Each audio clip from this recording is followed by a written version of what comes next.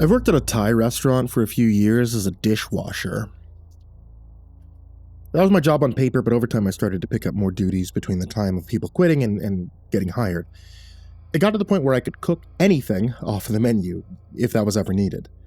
During a hectic shift one night, I helped pack some takeout orders, handing them over to the waiting DoorDash drivers.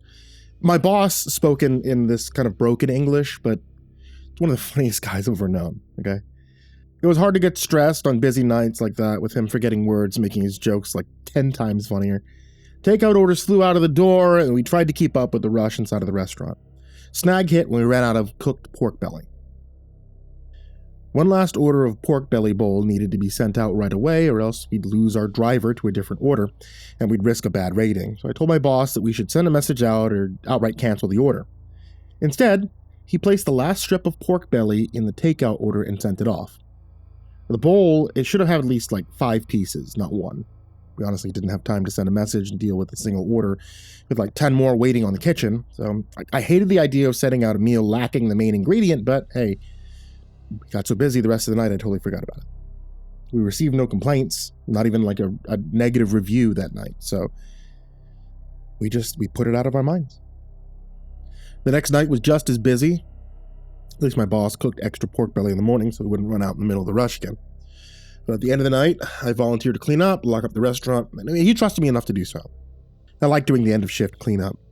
My apartment was walking distance, unlike everybody else who needed that last bus to get home. So I just put on some music. I got to work putting the kitchen back in order after our long 2 nights of running around. I just finished up, shut off most of the lights, ready to leave. The kitchen dark with only the exit light showing the way out. I double-checked my keys were in my bag, hanging off my shoulder, and was about to take a step towards the door when I heard something. And I felt positive someone just took a few steps inside the kitchen. And that was odd, right? I knew for a fact everyone had left. Did the owner come back in, check the stock? I just didn't hear him over the music or something. I said, "Hey, hello, boss?" I called out in the dark room, my voice shaking slightly.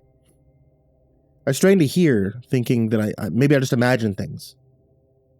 And just when I went to move again, I heard something behind me, a sound of fabric moving. 2 massive hands come out of nowhere, wrap long, bony fingers around my arms from behind. I jump up, I let out a small squeak of fear, unable to move from shock. I wanted to run, but my body refused to listen. Those hands, they looked human, but the black skin and the pointed fingers simply couldn't be anything besides a creature of nightmares. I wish this was a robbery instead of whatever stood in my back. The sound of fabric came again. A hot puff of breath moved my hair near my ears and the back of my neck crawled. What the hell was this thing going to do? I really didn't want to get torn apart because I stayed late at work. It could do anything to me. No one would find out until the morning. Hell, if it didn't leave any trace behind, no one would even find out that I'd been killed. My body shook as so many gruesome images came through my mind, and I silently prayed for it to just go away. I ordered extra pork belly, but I only got 1. The voice came right next to my ear. I shuddered from it being so close. It sounded low and hoarse and impossible to pin down a gender. I mean, even if this monster had one, I couldn't believe I might be killed because we sent out 1 order short. I searched my mind trying to think of anything to say in order to save my life, and when I didn't respond fast enough, it spoke again. "Do you have more in today?" it whispered. I risked turning my head slightly to see a face of pure darkness with a mouth showing rows of white teeth shining in the darkness. Yes?" I said cautiously. It removed a hand from my shoulder and dug around in the darkness of its body for a moment. It looked like a tall figure dressed in some sort of black hooded fabric. The creature so large it really shouldn't fit inside of this small kitchen. It pulled out its hand with long, deadly claws and held out a closed fist. I carefully held my hands out to accept whatever it was offering. Some bills and change dropped down into my expecting hands, and I stood frozen to the spot, confused and scared. "1 pork belly bowl, please. Extra pork belly," it whispered with a wide grin that caused my body to shake again. I looked around the empty kitchen, not expecting that kind of request. Now? I asked, knowing that was a dumb question. It tightened the grip on my arm to the point where it hurt a little. The thing could tear me apart without any effort and made that fact clear. Now. Please. It didn't need to repeat itself. I nodded, shoving the money in my pocket, not even checking the amount. My arm was released and I hurried along to get started on cooking. I knew how to make everything. We already had most of it prepped. I just needed to cook the rice. I flicked on a light, heard a small hiss. The monster nowhere to be seen when the light came on, but I didn't trust it left for good. That was confirmed when I took out the lettuce and heard it ask not to have any in its bowl. I hurried along, warming up what was needed, and finished making the largest pork belly bowl the restaurant had ever seen. I mean, after all, we only had large rice pots. It was easier to make a large bowl. I made sure to load the bowl up with the desired meat, wondering how I'll explain the missing amount to my boss. When everything was ready, I looked around trying to find the monster, wondering if I just imagined the whole thing. Light, please. Came a voice somewhere in the room. I quickly went over and turned off the kitchen light again, expecting the massive creature I'd seen before to show up. Instead, I saw a small thing appear at the counter sitting in a chair I took from the restaurant. It looked exactly like the dark creature from before, just smaller. Only 4 feet tall, if that. Hands extremely small and tiny feet dangling off the chair. Another empty bowl, please. It spoke in a smaller voice that sounded much like a child, but I knew it was still the creature that could kill me, so I listened. I set the bowl down on the counter, and the small thing went to work filling it with some of its meal, making a smaller pork belly bowl, tiny hands pushing the second bowl towards me and patting the counter next to where it sat. Then the creature started to dig into its meal, feet kicking happily. This thing was sharing the meal I just made. After coming all the way here and requesting food after hours, it put aside some to share. I still felt some fear towards it, whatever that broke into the restaurant, but it was making it really hard to be overly worried for my life. Now, I didn't eat dinner yet, so I took the bowl and I started to nibble on it, keeping my eyes on the creature. It ate fast, but also acted as if the food was too hot, which, made sense. If it ordered food, any meal would have cooled down by the time it reached the creature. This might be the first time it ate so soon after the meal had been finished cooking. Halfway through the meal, it placed some more change in the counter, requesting an egg. We soft-boiled eggs ahead of time, so I grabbed one from the fridge. They normally warm up while sitting and with the rest of the hot dish. The monster didn't seem to mind the cold egg. In fact, he hesitated before placing more change down, requesting another egg. By the time it was down to the last bite of meat, the monster looked like it struggled to finish.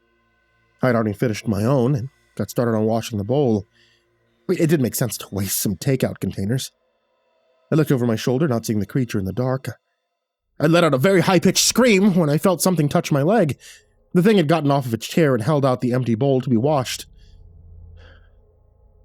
My heart slowed back down to normal, and I accepted the dish from those tiny hands. With everything washed and out away, I wanted to leave as fast as possible. A tugging came from my pants, and I regretfully reached down to take the creature's small hand so we could leave.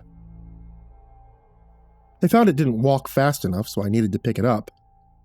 It wasn't pleasant holding this creature.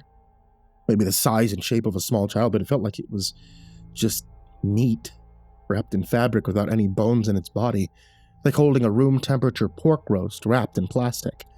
We made it outside, but now I was left holding a dark, creepy hell monster in my arms, unsure of what to do next. It's late. No more buses. I can walk you home, it offered. The small thing slipped from my arms, and the body shifted into a taller shape, almost looking like an adult in a robed Halloween costume. The feet still appeared far too small to support the tall body. No, it's fine. I can walk home alone, just fine, he said, hands out front, trying to refuse the offer as politely as possible. It's not safe. Monsters come out at night. The thing responded in the same low tone that caused my shoulders to tense. After a few seconds passed between us, I thought I heard a laugh. It took a few steps away and found a shadow, the body slowly sinking into the darkness to leave. I couldn't help but ask a question that had been bothering me. How do you have money or like an address, to buy To buy food, I asked, staring at the smiling mouth that paused to face me. I have a job, you know. Being this man-eating monster is just a hobby. Best not to go into it. Being a monster's fun, but eating people can be such a hassle. Hobbies should be enjoyed, right? Anyway, I prefer eating takeout, but I'll change my mind if someone ever cheaps out of my pork belly again. The dark shape said with a smile, never leaving its face. Noted, I replied with a dry throat. I watched it leave into the dark shadow, praying we'd never cross paths again. The next day I told my boss I made a meal for myself to take home and gave him the money for what would have been used. Didn't care at all. He told me I could take home a free meal by the end of the night if I needed. That was one bullet dodged. After that incident, we started to get 2 orders a week of pork belly bowls with extra pork and extra eggs. We ran into being low on pork again, and I stopped my boss from sending out the orders short. I made the effort to call the number listed only to get a text in response saying they would be fine waiting for more pork to be made or substitute it with an egg or 2. The owner being so busy, he let me deal with the order. I finally got it sent out and we got a 5-star review later that night. Honestly, I'd rather keep my life than the reviews. I really need to go back to school and get out of that job. Dealing with customers. You'll never really know who you'll be serving.